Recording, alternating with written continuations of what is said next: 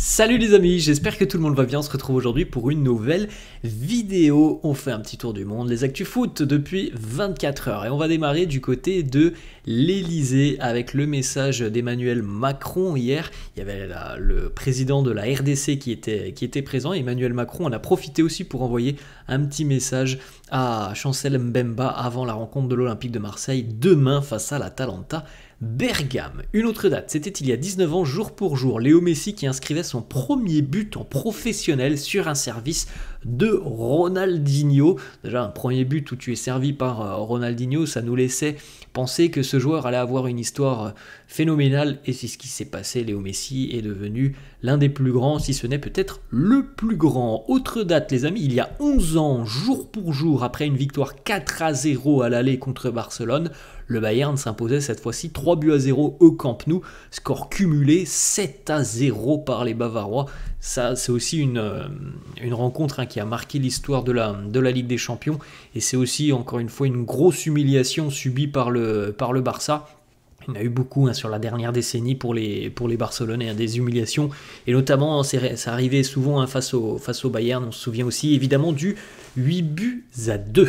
On enchaîne les amis avec le programme de cette journée de mercredi, Ligue des Champions. L'heure est à la demi-finale entre le Borussia Dortmund et le Paris Saint-Germain. C'est le jour J pour les supporters du PSG. Ce soir, le déplacement au Signal Iduna Park. Le PSG qui va tout de même disputer ce soir sa troisième demi-finale de LDC en l'espace de 5 ans. C'est quand même plutôt pas mal. On rappelle que les deux fois où le PSG n'a pas été en demi-finale sur les 5 dernières années, ce sont les 2 années où il y avait Léo Messi. Alors, est-ce qu'il y a une coïncidence? Je ne sais pas. En tout cas, voilà, c'est quand même assez dingue. On continue, les amis, avec Aurélien Tchouaméni qui a joué hier un petit peu le rôle de la fouine pour obtenir des informations peut-être par rapport au match retour. Il est apparu devant l'écran hier alors qu'il y avait Thomas Müller qui était en train d'être interviewé. Plus de 100 millions d'euros, voici combien devrait rapporter chaque année le nouveau contrat entre l'équipementier Nike et la Fédération Française de Football. Le précédent contrat était de 50 millions d'euros, donc c'est quand même plutôt exceptionnel pour la Fédération Française de Football, parce que là c'est du x2 pour l'équipementier Nike qui va évidemment continuer avec l'équipe de France. Carlo Ancelotti qui nous dit hier après la rencontre entre le Bayern et le Real, le Bayern a montré sa meilleure version aujourd'hui et nous ne l'avons pas fait. J'en ai parlé longuement sur la chaîne Robinho Real. C'est vrai que voilà, hier le Real a peut-être manqué de maîtrise sur cette rencontre, mais le Real c'est le Real. Le Real arrive à faire mal en général avec assez peu de situations ou alors parfois en ne faisant pas un grand match. Hier, c'est pas un grand match du Real, mais il ramène tout de même un résultat plutôt positif. Carlo a interrogé aussi sur une finale PSG-Real. Il nous dit oui, je peux signer dès maintenant, mais nous, on a encore déjà 90 minutes avant de penser à une éventuelle finale. Carlo Ancelotti ne sait pas perdre face au Bayern. Il n'a jamais perdu tout simplement sur ses 9 derniers matchs face au club bavarois. Il est 6 victoires, 3 nuls avec le Real et évidemment avec son passage aussi du côté de l'AC Milan. C'est Vinicius hier qui a été élu homme du match de cette rencontre. Vini qui a inscrit un doublé hier face aux Bavarois. Vini après la rencontre qui nous dit maintenant c'est l'heure de vivre une nouvelle nuit magique au Bernabéu. La semaine prochaine en tout cas il y aura un match exceptionnel du côté du Bernabéu. 2 partout hier donc tout reste ouvert. Avant cette finale de Ligue des Champions. Difficile de dire si le Real ou le Bayern sera en finale. En tout cas, l'avantage du terrain de jouer au Bernabéu, ça c'est un avantage quand même considérable pour le Real. Clément Turpin, le Français, était l'arbitre de cette rencontre hier entre le Bayern et le Real. On a souvent l'habitude de critiquer l'arbitrage. Parfois c'est logique parce qu'il y a de grosses erreurs. En tout cas, il faut le dire, hier, selon moi, c'est un super match de Clément Turpin qui a été très bon. Je pense sincèrement qu'il a pris toutes les bonnes décisions, qu'il a laissé aussi le jeu se poursuivre quand il fallait hier. Il n'a pas beaucoup sifflé, il a laissé jouer, il a laissé l'avantage. Il n'y a pas d'erreur d'arbitrage hier, il faut le signaler. C'est franchement un très bon match de la part de Clément Turpin.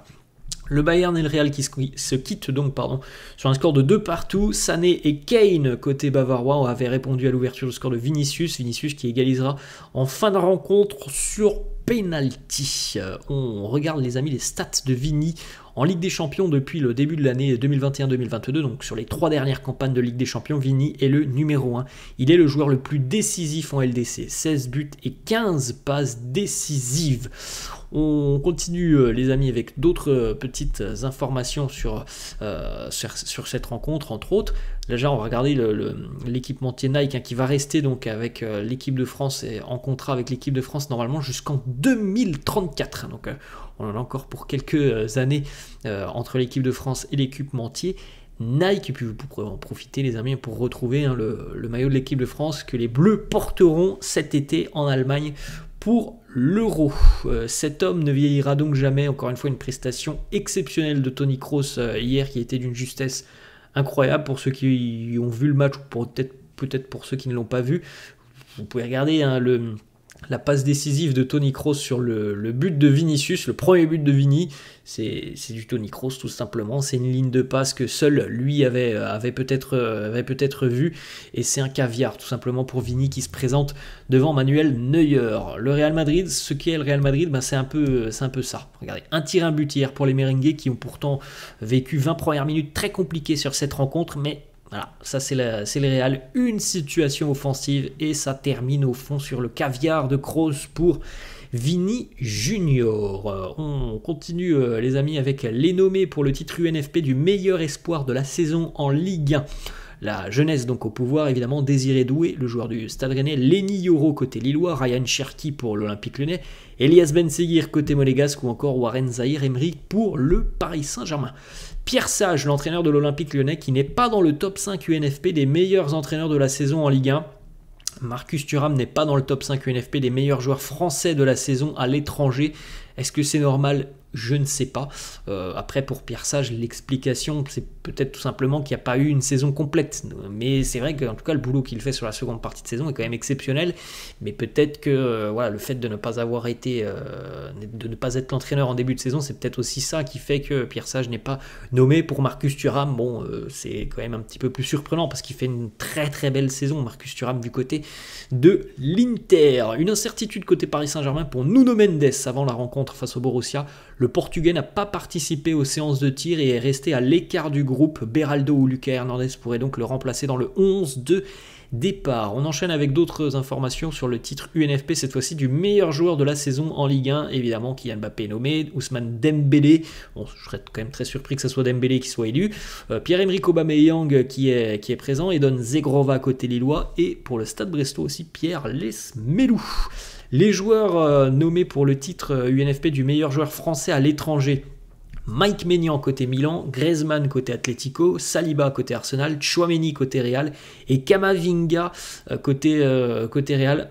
Alors, c'est vrai les amis, que quand on se dit que Marcus Thuram n'y est pas, c'est un peu surprenant. Alors moi j'apprécie énormément Mike Maignan, mais bon, Mike Maignan il va rien gagner avec l'AC Milan cette saison, donc voilà, c'est un petit peu surprenant. Les trophées aussi pour les meilleurs entraîneurs de la saison en Ligue 1: Paulo Fonseca pour le LOSC, Luis Enrique pour le Paris Saint-Germain, Francaise pour le Racing Club de Lens, Lucas Elsner pour Le Havre et Éric Roy côté Stade Brestois. Alors je pense sincèrement que ça va se jouer entre Fonseca, Enrique et Éric Roy. Bon, pour Lucas Elsner, il a fait de belles choses, mais Le Havre est très loin d'être maintenu. Pour Francaise, évidemment, ça n'a pas été la plus belle saison lensoise.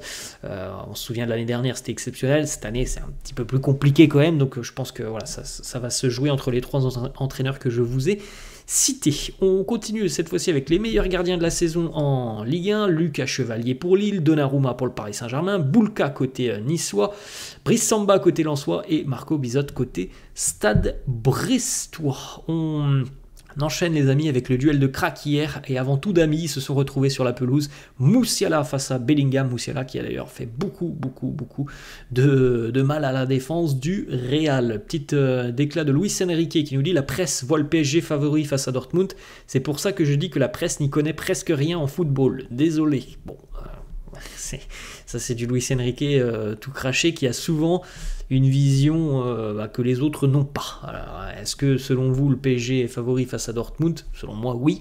Après oui, c'est sûr que si on se base sur les matchs que l'on a vus en phase de groupe, on se dit que ça va être un peu compliqué, parce qu'il est vrai que quand même Dortmund avait donné du fil à retordre, surtout au Signal Iduna Park, mais le PSG à domicile avait quand même plutôt bien maîtrisé sa rencontre face à Dortmund, et en termes de qualité intrinsèque pure, je pense que le PSG est quand même devant par rapport au Borussia Dortmund. Alors c'est pas un ultra favori, mais je pense quand même que le PSG est légèrement favori face au Borussia Dortmund. On enchaîne les amis avec une information du côté d'Arsenal. En fin de contrat en juin prochain, Jorginho va se voir offrir une prolongation par les Gunners. Le milieu italien devrait prolonger normalement l'aventure. Petit déclat de Vitinha qui nous dit: ce que Luis Enrique me pousse à faire est incroyable pour moi, parce que je fais des choses que je ne me savais pas capable de réaliser. Avec lui, on est meilleur individuellement et collectivement. On continue les amis avec le niveau technique de Balotelli sur cet exercice. Regardez les petites touches, voilà, les petites déviations qui font que ça en devient quasiment imparable pour le défenseur qui est juste derrière lui. Antonio Rudiger interrogé donc sur les choix, son joueur préféré. Il nous dit Pepe, le meilleur joueur du monde, Bellingham, le meilleur joueur français de l'histoire, Zidane, le meilleur défenseur de l'histoire, Ramos.